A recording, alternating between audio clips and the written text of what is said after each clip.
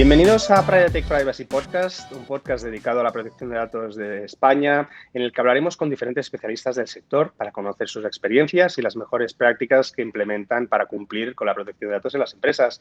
Soy David Casellas, CEO y cofundador de Privatech, una plataforma que ayuda a las empresas con los crecientes retos relacionados con la privacidad y el cumplimiento de protección de datos. Y en el episodio de hoy viene a contarnos su experiencia Jordi Ramió, DPO en BVA Next Technologies.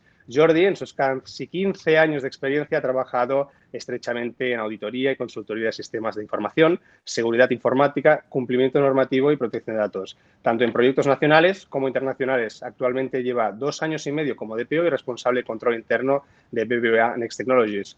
Bienvenido, Jordi. Muchísimas gracias. Muchas gracias por Bien estar aquí. hallado, David. Un placer compartir un rato contigo y hablar de estos temas tan interesantes. Fantástico. Pues empezamos con la pregunta del millón. ¿Cómo entras, Jordi, en el mundo de la protección de datos? ¿Por qué la protección de datos? ¿Cómo entras? ¿Los primeros pasos? Hace un rato ya, hay que retroceder en el tiempo, pero digamos que la primera toma de contacto fuerte con el tema de protección de datos fue en aquel boom de las auditorías de la LOPD, con la adaptación al que antes era el antiguo reglamento. Y ahí es cuando hubo un aumento espectacular de demanda y a mí me pilló en una época en una Big Four, así que había muchísima auditoría pendiente. Y ahí fue cuando más contacto estrecho tuve con todo el mundo de protección de datos y todo el marco regulador que hay alrededor de él. Qué bueno. En BVA Technologies trabajáis con muchísimas empresas que manejan gran volumen de datos y Machine Learning. ¿Qué supone eso en el ámbito del compliance y la protección de datos? Bueno, eso, o sea, yo creo que principalmente cuando prestas ese tipo de servicios tecnológicos, en lo que es el ámbito de protección de datos, hay dos paradigmas principales. Uno es si los equipos de tu gente, de la gente que presta ese servicio, son del propio cliente y por tanto están bajo el paraguas de toda la protección, tanto de la red como del endpoint, etcétera, del propio cliente, o vas con tu portátil a prestar esos servicios, ¿no?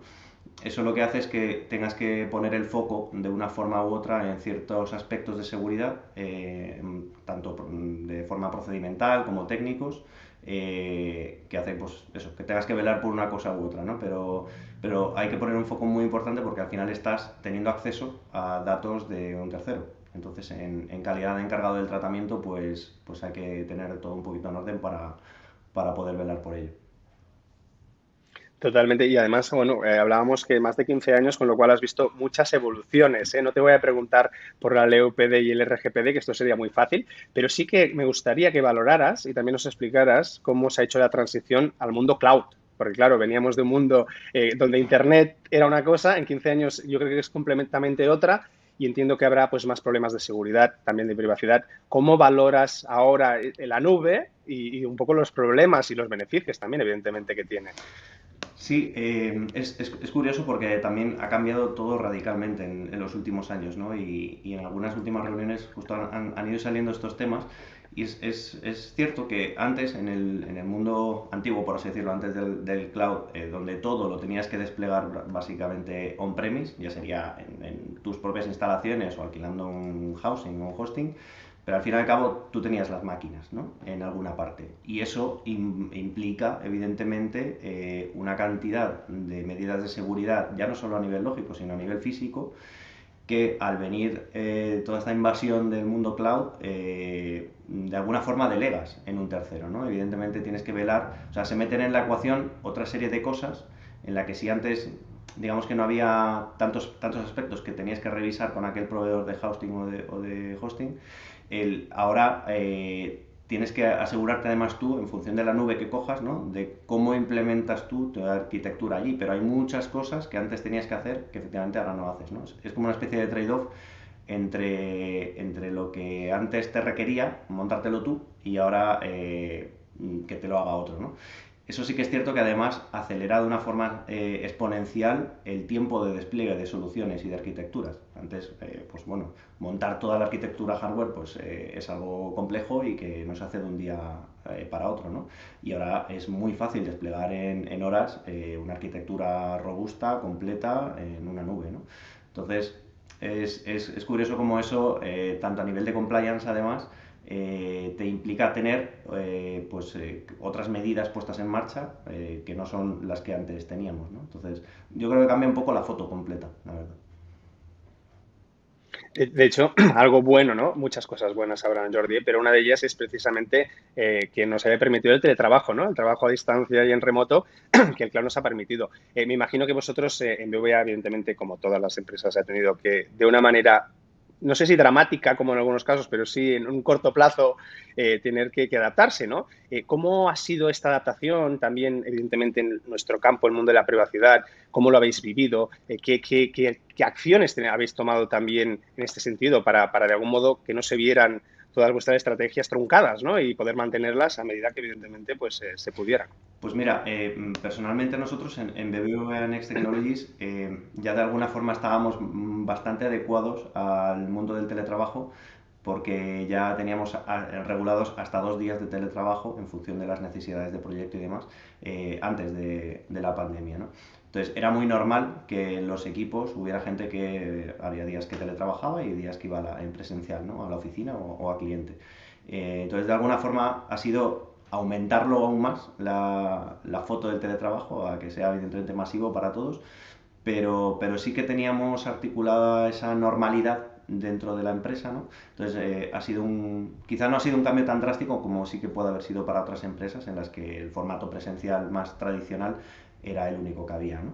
Entonces, sí, es cuestión también de ajustar un poquito las dinámicas, porque es verdad que se está haciendo igual excesivamente largo este tiempo, y eso de alguna forma también se nota, ¿no? Echas de menos ese contacto personal, que evidentemente es importante, ¿no? Como seres humanos interactuamos distinto y las reuniones no son igual, ¿no? Por una cámara que en persona. Pero bueno, al final, pues a todos nos tenemos que ir adaptando y a nosotros nos ha afectado un poquito menos, ¿no? Pero también estamos deseando buscar una fórmula que se adapte un poco a todos y que retomemos algo de aquella normalidad, ¿no? que teníamos. Aquellos que nos contaban, ¿eh? Porque yo casi ya ni me acuerdo, estoy de acuerdo contigo que la verdad es que se está alargando Un un poco. poquito. Pero fíjate que al final ya ni te lo cuestionas, ¿no? Cuando hablas de teletrabajo yo creo que es algo muy positivo porque todos nos hemos tenido que adaptar. Vosotros a nivel de pedagogía, empleados, ¿cómo lo habéis vivido? Porque tenemos algunos casos, ¿no? Que comparten y dicen, claro, al final el teletrabajo es también tomar unos hábitos nuevos, ¿no? Porque tienes que vigilar más con qué accedes, dónde accedes, a quién envías qué. Probablemente hay mucho más información, documentación, que antes era más fácil tratar en un punto único, ¿no? ¿Habéis tenido más problemas de seguridad a nivel de teletrabajo, empleados? ¿Los habéis formado más? O sea, ¿qué medida habéis tomado y cómo ha afectado este cambio? Tocamos madera, afortunadamente no hemos tenido muchos problemas de seguridad. Pero sí que es cierto que te obliga, y de hecho seguimos trabajando constantemente en cómo adaptar cada vez más ese modelo más híbrido y más remoto, ¿no? Ya no a la operatividad del día a día, sino a todo, ¿no? A nivel estratégico y a nivel de los empleados. Quiero decir que a veces pues se nos olvida que todos somos personas, tenemos necesidades, tenemos temas de salud, conciliación familiar. O sea, hay muchas cosas que este formato tan extremo de remoto 100%, pues hay gente que le está afectando más que otra, ¿no? Entonces, nosotros a nivel de empresa, pues sí que intentamos analizar todos los procesos de empresa para ver cómo podemos optimizarlos en este nuevo formato y sobre todo en el que viene, porque esto, Dios quiera, en algún momento terminará y habrá que volver a esa normalidad o a la nueva que toque, ¿no? Pero lo que quiero decir es que tenemos que buscar fórmulas que se adapten un poco a todo el mundo y que nos permita ser pues más eficientes, pero cuidando siempre del bienestar del empleado, ¿no? Que jolín, es el foco al final de lo que hacemos y si los empleados pues no hay empresa, básicamente.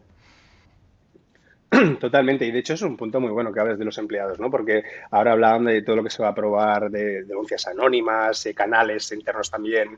¿Cómo valoras en este punto todos estos cambios y novedades, regulaciones? ¿Para dónde crees que va a ir también? Porque al final el empleado no deja de ser, pues, porque siempre hablamos de los clientes, ¿no? Y de los terceros, ¿no? Pero al final, evidentemente, el empleado también tiene sus datos, también quiere que la empresa haga una buena gestión de los mismos. ¿Tenéis algún protocolo interno en este sentido? ¿Cómo lo A ver, gestionáis? tenemos un poco o sea, tenemos un poco de todo. Tenemos tanto la parte del canal de denuncia, pues evidentemente para que de forma anónima cada empleado pues traslade pues alguna situación quizá más relacionada con la índole penal, pero, pero en definitiva se puede encauzar por ahí cualquier tema especialmente más sensible, ¿no? También tenemos evidentemente un comité penal, un órgano en el que velamos por el cumplimiento del mismo. Y luego, por supuesto, pues todos, o sea, tenemos articulado a nivel de recursos humanos, siempre hay una persona, digamos, a la que tú te puedes poner en contacto, ¿no? Es como tu persona de referencia, a la cual pues trasladarle pues cualquier inquietud del día a día y cualquier tema de este tipo, ¿no? Sí que estamos reforzando y enlazando un poco también con lo que comentabas antes, todo lo que es formación. Es súper importante, o sea, no sirve de nada que trabajes en mejorar procesos, armar un modelo normativo espectacular si al final nadie lo conoce y nadie sabe lo que tiene que hacer, ¿no? Entonces sí que estamos reforzando la formación, haciendo nuevos cursos obligatorios para toda la empresa de ciberseguridad. Vamos a hacer que los que ya se habían hecho, los cursos que se habían hecho por los empleados que los tengan que hacer otra vez. Y bueno, pues de alguna forma hacer sesiones periódicas en temas de GDPR, sesiones más en foco con ciertas áreas que traten más por ejemplo, un tipo de datos, pues hacemos una sesión hacemos más foco con ellos para que todo esté más claro, ¿no? Todo eso es lo que de alguna forma tienes que articular pues para que el engranaje de todo lo que se diseña, desde a nivel muy estratégico hasta a nivel más operativo, pues tenga calado en los empleados, porque si no, como te decía, no sirve de mucho. No, eso, Jordi, es súper interesante porque hablábamos en otro podcast, ¿no? De la importancia de la pedagogía y al final de la cultura de la empresa, ¿no? Porque al final la formación no deja de transmitir unos valores o una estrategia que si, como tú bien dices, no se comunica y se transmite, pues no están, no existen, ¿no? Y no se pueden aplicar. Con eso te voy a hacer una pregunta, volviendo a tus 15 Sí. años, ¿eh? Pero me interesa mucho porque tú has vivido una evolución pues de muchas cosas, entre ellas la privacidad. ¿Cómo valoras la concienciación del cliente? Porque al final lo que hemos visto es que, claro, hay unos derechos que en algunos casos no se conocen, en otros sí.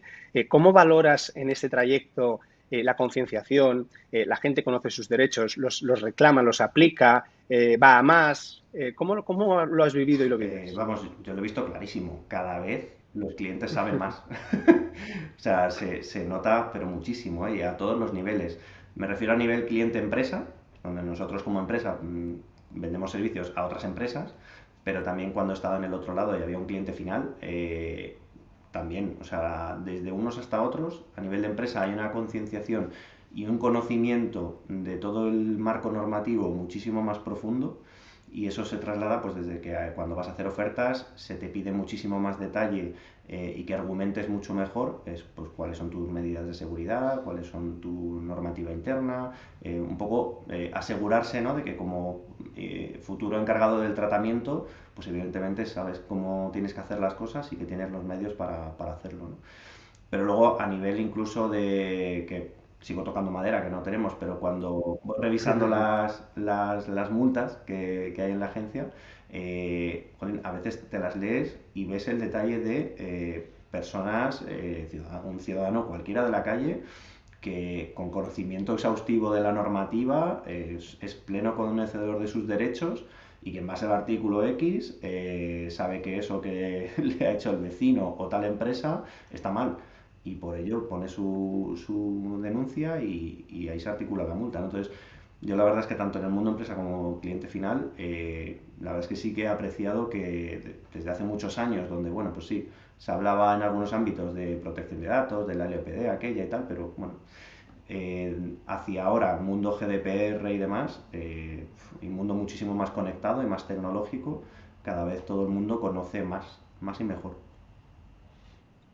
Y es una sensación que, como dices tú, va más, ¿no? Porque hay como más regulaciones, entran los cookies, ahora habrá las denuncias anónimas, ¿no? Pues todo esto probablemente incentiva que la gente haga uso de sus derechos, ¿no? Y aquí viene mi siguiente pregunta. Has hablado de las Mm. denuncias. Al final, la motivación de muchísimas de las empresas con las que hablamos es precisamente evitar estas multas, ¿no? Entiendo que hay otras. O sea, ¿cómo valoras tú ¿Y qué mensaje dirías a las empresas o a ti mismo? ¿Cuál es un poco la filosofía? Que no sea solo o sí, evitar denuncias. ¿Por qué una empresa tiene que realmente ser compliance y no solo compliance, tener una estrategia que entiendo que va mucho más a largo de cumplir con un expediente el día uno y que probablemente en un mes pues ya no lo sea, ¿no? ¿Cuál es tu valoración en cuanto a la cultura esta de la empresa y el por qué sí o no para evitar sanciones? Y después te alargaría la pregunta y te diría, para estas empresas también que están en una fase inicial de crecimiento internacional, ¿cuál sería tu setup inicial? ¿Cómo tú les darías a nivel de consejo empezar con qué, con lo más importante y por qué? Es una pregunta complicada, ¿eh? Y un poco te he hecho ahí No, sí, dos en sí, a uno, ver ¿eh? si me acuerdo. A ver, o sea, lo primero, el tema de multas, yo creo que al final la multa es la consecuencia y evidentemente todas las empresas quieren evitar tener que pagar la sanción económica, especialmente teniendo en cuenta la magnitud de las sanciones que se pueden articular con GDPR en la mano, ¿no? Tengo la sensación de que además eso ha motivado que aún más empresas y más gente haya querido indagar y conocer más sobre la regulación, ¿no? Porque, bueno, con las antiguas multas de la antigua LOPD, pues bueno, podías llegar hasta 600.000 euros, que para desde luego un vecino cualquiera, pues cualquiera de nosotros es muchísimo dinero, pero para muchas otras empresas multinacionales grandes, pues hacen ese balance, ¿no? Y dicen, bueno, me salto la ley, ¿qué es lo que peor que me puede pasar? Multa de 600.000, pues tiro para adelante, ¿no? Ahora ya con el porcentaje, el límite que establece GDPR, la foto cambia mucho, ¿no?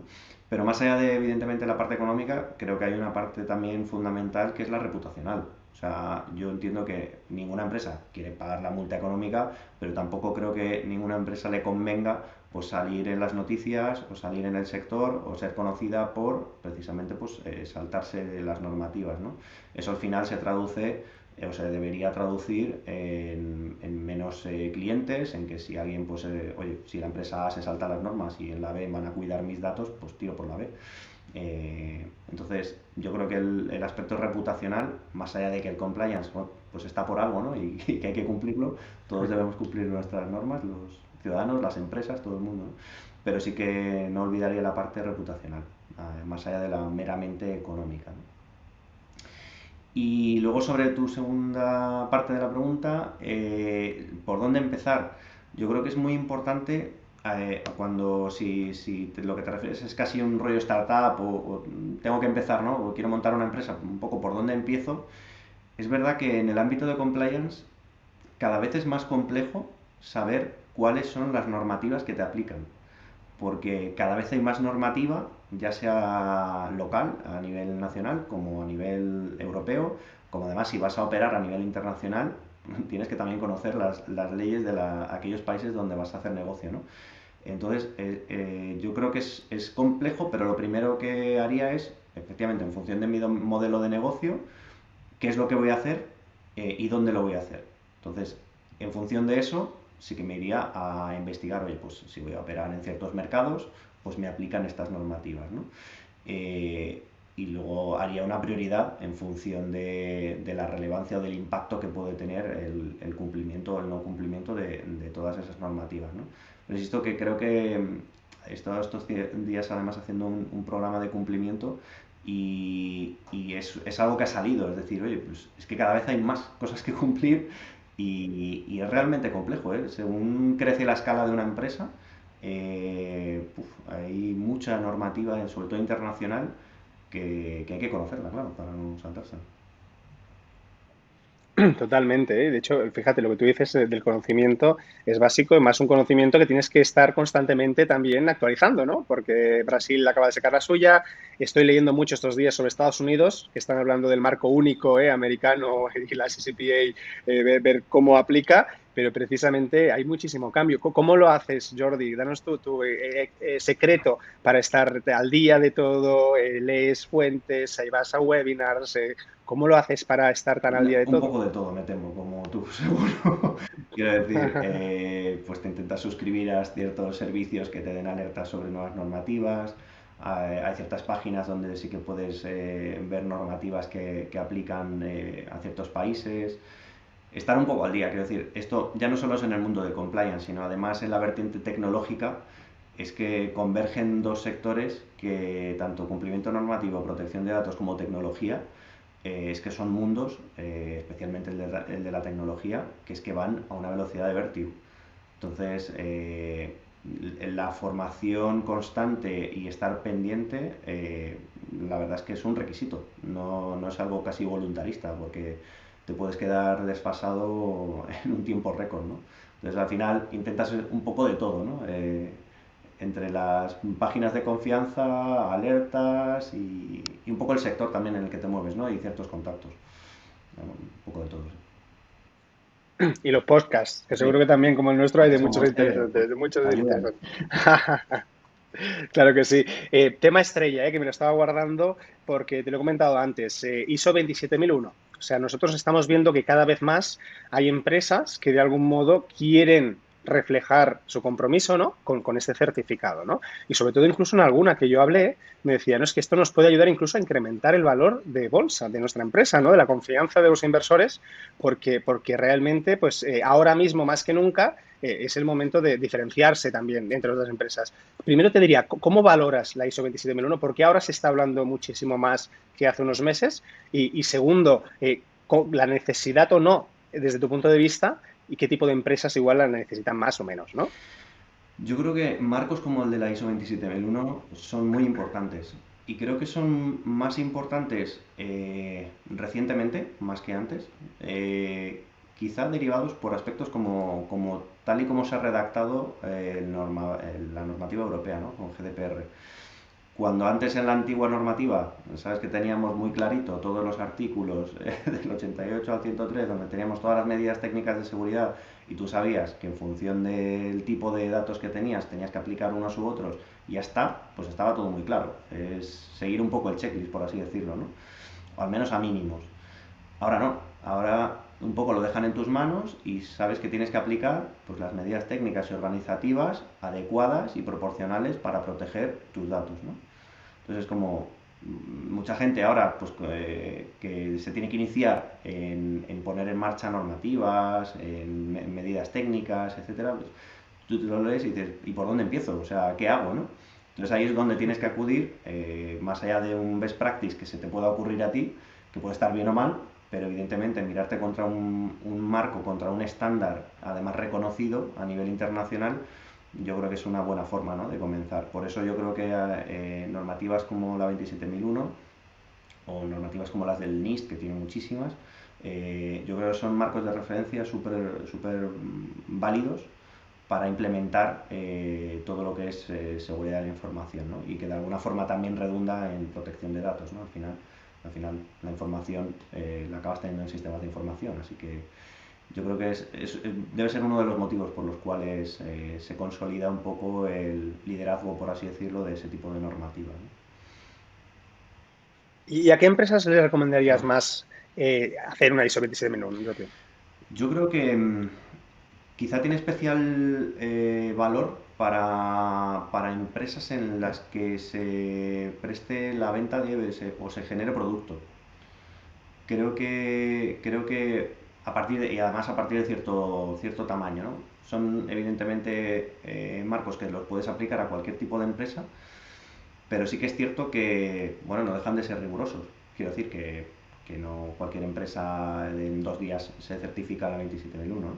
Entonces, con un cierto tamaño, con una proyección quizá mucho más ambiciosa, ya no solo a nivel nacional, sino a nivel internacional, y relacionado con producto, yo creo que es un perfil que me encaja para una empresa que se quiera certificar. Si bien, insisto, a casi cualquiera le Qué encaja. bueno. Qué bueno. Y un poco linkando con la seguridad de la información, tengo que sí o sí preguntarte por las brechas de seguridad, ¿no? Como te decía antes, es algo en lo que desgraciadamente está muy a la orden del día, sobre todo yo creo que con el teletrabajo y en sectores como el de salud, donde hemos hablado con muchísima gente, ¿no? Y claro, perfiles analógicos, que antes lo tenían todo en un ordenador y tenía muy claro el proceso, pues incluso me ha pasado a mí con aseguradoras, que me enviaban pues de documentos de otras personas. O sea, ha sido un poco heavy, ¿no? ¿Cómo vosotros lo habéis vivido y qué recomendaciones darías tanto a protocolos internos? Evitarlo entiendo que es muy difícil, ¿no? Pero será también una suma de varias cosas ¿Qué nos puedes comentar sobre esto, Jordi? A ver, o sea, lo primero que creo que es muy importante es tener articulado a nivel interno todo lo que tienes que hacer a nivel procedimental en caso de que ocurra una brecha, ¿no? Nosotros evidentemente tenemos un procedimiento interno para que una vez que se detecte una brecha, pues todos los pasos que tiene que seguir y cada uno de los actores para que todo sea gestionado en tiempo y forma de acuerdo a la normativa, ¿no? Eso es lo primero. Evidentemente lo segundo, como habíamos dicho antes, y es que es un must, es formar. Quiero decir, todos los actores que tienen que de alguna forma ser parte de la cadena tienen que conocer el procedimiento. Y de hecho hemos hecho algún simulacro, porque es que si no, está en un papel que nadie conoce y cuando pasa algo es cuando tenemos que ir a ver, oye, pero ¿y esto cómo era? No, pues es que está ahí, pues que nunca lo he visto y se pierde un tiempo que es especialmente importante en un caso de ese tipo, ¿no? Pero bueno, insistimos que ojalá que no toque, ¿no? Súper interesante. Perdona, Jordi, pero desarrollame un poco lo del simulacro, porque me ha gustado mucho. Esto, mira que hemos hablado con gente y simulacros hay muchos, pero simulacros de brecha de seguridad no lo había oído y me encanta el concepto. Eso, o sea, lo he hecho además desde dos perspectivas. Cuando en mi vida anterior, en uno de los servicios que prestábamos era hacer ese tipo de ciberejercicios, ¿no? Hacer simulacros en una war room, principalmente con la parte más directiva de una empresa y hacer un caso práctico de imaginar que ha pasado algo, ¿no? Ponemos un escenario catastrofista y en un tiempo reducido lo que intentamos es articular qué palancas se deben activar en esa empresa para ver cómo se gestionaría, ¿no? Y además es un ejercicio súper interesante porque ahí se ven pues precisamente que hay gente que no conoce el procedimiento, que, oye, pues no sé, yo pregunto al DIT, cuando me pasa aquí algo raro y claro, pues el DIT no está disponible y si se te han caído las líneas, ¿tienes alguna línea alternativa? ¿Cómo contactas?